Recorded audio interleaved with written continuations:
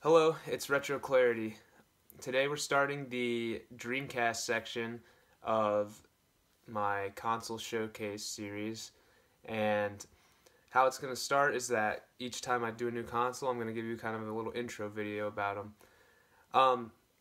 So the Dreamcast was released on November 27th of 1998 in Japan, and a lot of you may kind of recognize this date because if your Dreamcast battery ever dies, that's the date it shows you. And in the rest of the globe, it was released on September 9th of 1999, and there's lots of old advertisements that were saying 9999, and it was a big deal around that.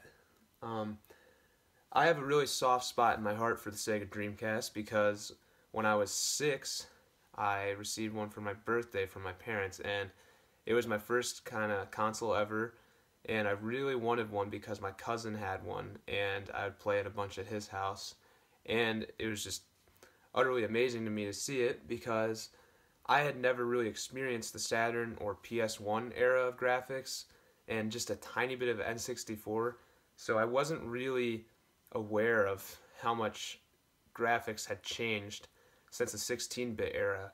I had a Sega Genesis that same cousin gave me when I was young, and I played the Sonic games, just that's pretty much it, and Aladdin, I think. And I literally thought that was like the extent of graphics. I didn't know of anything else. And then I remember seeing Sonic Adventure at my cousin's house in 3D and just being completely blown away by this is what video games look like. It didn't even make sense to me because I literally only thought they could be two-dimensional. And then there was just this whole new world, and it seemed so real and lively and colorful and just put together so well. And looking back on it, I didn't understand quite too much of the technicalities as only a 6-year-old, and like comparing just how everything's held together, like polygonally and texture-wise and stuff, comparing the Dreamcast to the Saturn and PS1, it must have just been complete and utter just destruction of those two systems. Like when this came out, I'm sure it was completely amazing, and because even to this day I can see how much ridiculously better 3D got. It went from being this kind of like weird 3D, everything's like shifting around, can't like hold in place, to being this solid, fully fleshed out 3D world that you could immerse yourself in. And other than that, other than like my sentimental nostalgic connection to it, I also just think it had all the best era of video games ever. There was quick arcade pick up and play games, but they still had a high production value. It's kind of this double A type game that we're missing nowadays. Now it's like only triple A's and indies kind of thing, and those were extremely fun just to play. It was a good era of like couch co-op, playing with your friends, fighting each other and fighting games, and having all these arcade experiences brought to your home really changed the dynamic of video games. And other than that, it also had full-fledged adventure games, RPGs like Grandia 2 and Skies of Arcadia, Shenmue if you want to consider that an RPG, Sakura Wars, which I've yet to play, and then just big adventure games like Sonic Adventure being one of the first ones, Resident Evil Code Veronica, being a huge Resident Evil fan, seeing the 3D backgrounds and just amazing detail of Code Veronica is amazing to me. And then, other than that, I mean, I think the system's technically just incredible. It has, it's 128-bit, so doubling down on the 64, quadding down on the previous generation of systems, and everything just looks so perfect on the Dreamcast. I don't know how to say it any other way. The color output of the system and the video output, no matter what way you hook it up, it has a nice look. I actually played quite a bit of my Dreamcast just in composite on a flat screen TV, the LCD, which is like, to me now is disgusting, but at the time it seemed very good. It seemed better than other systems. I can't really explain it other than just it has a incredibly perfect video out no matter how you do it. So now I'm going to kind of go over essentials of what you just need and need to understand to be a Dreamcast fan.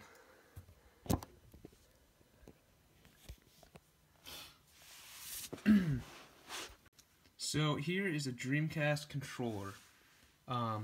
This is my yellow one. I have a pretty decent connection to it because when I was a kid I had all 4 of the main colors, and I still have the green one. I have a blue one, red one, and black one, but they're all put away right now. So I'm just going to kind of go over the basics. So what you can see here is a rumble pack called the jumper pack, or Puru pack. What am I saying? I'm getting confused with N64. It's really nice compared to like an N64 or something because you don't have to power the thing with batteries and run out of those all the time, which is why I don't really like using it as much on the N64. But that really adds a big dynamic to games. Like recently I was playing Crazy Taxi and feeling the rumble of the car as you go, as you accelerate or when you drift or brake. It's really adds another dimension to Dreamcast, which I didn't experience when I was a kid because I never had one. And then this is a big deal with the Dreamcast, is the VMU unit, the Visual Memory Unit. And what it does is when it's in your Dreamcast, it can display relevant information to the games being played. So one of the best examples would be an NFL 2K series. You can call plays and stuff from this little screen so that your opponent can't see you on the TV and what play you're selecting, giving you a tactical advantage that no system to this day can do. And then another good use is in Resident Evil Code Veronica. You can see your health meter doing the little cardio beat thing, which kind of adds to the immersion because they've always kind of depicted the health meter in Resident Evil games is kind of like a watch or something, and having it down here on your controller as opposed to having to pause the game and kind of separate your immersion from the game is really a game changer, no pun intended. People like to rip on the Dreamcast for having the controller cable come out of the bottom, and they gave you this little notch to put the cable in to get it out of your way. I don't know. It doesn't bother me at all. It doesn't, like, usually the controller's cable is long enough to provide comfort, and, you know, if you're really stretching it, you can tuck it up here, and it's not like anything bad happens. I don't know. It's just that people complain about everything. Alright, and then we'll keep going on. I forgot to mention this. In addition to VMU packs and Puru packs, you have the Dreamcast 4x memory card, which doesn't provide you with any visual information on your Dreamcast controller and doesn't provide rumble, but it has 4 times the amount of memory as a standard VMU. And what's great about this is that at the dispense of the screen, you can have 4 times as much memory, and lots of Dreamcast games take a lot of space, and before I knew about these, I was constantly cycling between memory cards. So essentially, when it's plugged in your controller, these LEDs light up, and you can click this button to cycle between each and every memory card. There you go. Now we'll get to the actual console. Here is the Dreamcast console itself. I think it's one of the I think it is the most beautiful console ever. Only other systems coming close to me would be I guess the GameCube and the Neo Geo AES. But this, I love the simplicity of it. It's a very small system. You know, it fits in your hand real nice, and it's lightweight and very streamlined. And I love the use of simple geometries on it. It's just, it kind of captures the magic of the Dreamcast, the simplicity and like the modern design and everything. these use the circles, the triangles, and when it's powered on, this orange LED, all the orange was always mesmerizing to me. It had 4 controller ports, which was a pretty big deal, because Sony didn't have that, and Nintendo didn't have it until the N64, but they did pick it up. And having 4-person control was amazing for, in terms of multiplayer gaming at the time, and games like Power Stone and stuff, and party games like Sonic Shuffle. It just made it just an absolute blast to play. So here we have the back of the unit. AC adapter, obviously, just power. AV out, which can carry either composites, S-Video, VGA, or RGB, and a modem, which I'll show eventually, and how you can play online still to this day with a modem simulator. And then at the serial port, I don't know much about. I think there's a karaoke unit in Japan that goes under the system, and it might plug in there, but I'm not certain, so don't take my word on that. And then this system actually has a modification to it. So, in order to bypass the whole need for a disc reader, and a guy created a thing called a GD-EMU, which is GD for GD-ROM, and then EMU, as in like emulate. So there's a SD card reader that emulates to the console that it's a GD-ROM board. And as you can see, I have this little 3D printed tray in here, which you can order from a website that I will link. But this card is not very common to come by, and essentially what it does is just you put however many games you want on an SD card. I have 128 gig in there, and what happens is it reads them off to the Dreamcast as if they're discs, and you can switch the disc by clicking this button, or you can get an interface called GD Menu, which I'll explain eventually in a further fleshed out video. And this 3D printed tray I have also has slots for more SD cards, which is nice. Alright, and that's it. I'm going to take you over to my other Dreamcast and show you what the inside of it actually looks like.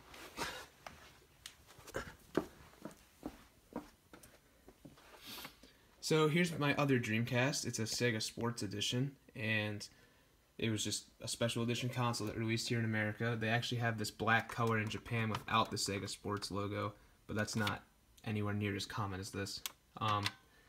So essentially, the Dreamcast used a disc reader, just like the predecessor of the Saturn and the PS1, but unlike the N64, because as we all know, the N64 chose cartridges, which was pretty neat at the time, but in terms of size of the games and audio and whatnot, I think the disc was a much better choice.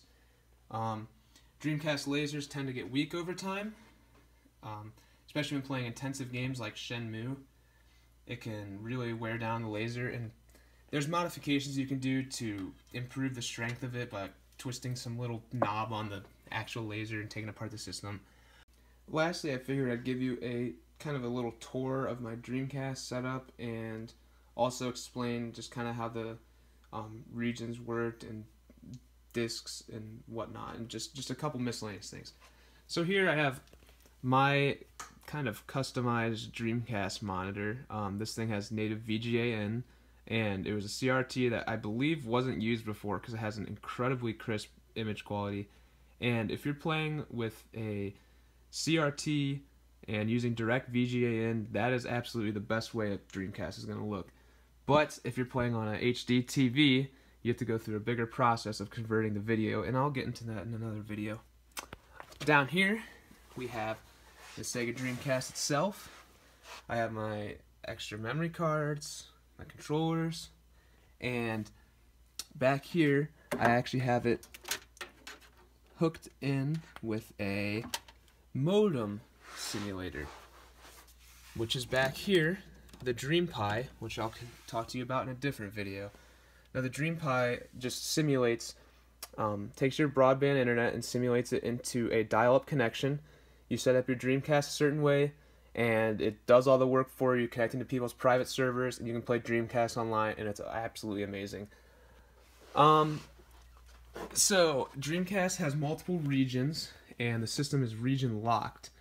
And now that imposes a problem of playing quite a bit of Japanese and European games that you would never get to experience in America, or there's some American games that didn't come out in the other regions that other fans might not get to experience. So you can either, or you can use a boot disc. I have Codebreaker right here, made by Pelican, and this allows you to load cheats onto the system and also allows you to just boot any region game. The American games early on started with white labels and then went to black labels. And the Japanese games always had this white with a kind of an orange Dreamcast tab, and they have beautiful artwork compared to some of the American versions, but I'll get into that in a collection video or something. And then European had to go with a blue style as well as a blue Dreamcast swirl because of some company that existed in Germany or something that had an orange swirl at their logo and they couldn't use it. So they have a slight difference than Americans and Japanese do.